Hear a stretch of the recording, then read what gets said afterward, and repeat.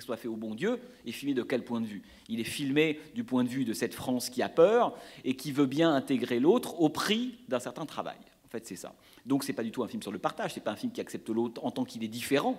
Hein, c'est un film qui accepte l'autre en tant qu'il va peu à peu devenir le même. Bon, c'est ça que raconte véritablement le film. Mais, et donc le même, c'est quoi? C'est le type en train de chanter la Marseillaise, là, comme une brochette, en train de chanter la Marseillaise. Là, la métamorphose, c'est pas les body snatchers, mais presque, est parfaitement accomplie. Autrement dit, cette altérité que vend le film, le désir d'altérité, à l'occasion d'une espèce d'opération extrêmement perverse dans le film, devient finalement, on pourrait dire, l'accomplissement du même. L'autre, je le veux dès lors qu'il est comme moi.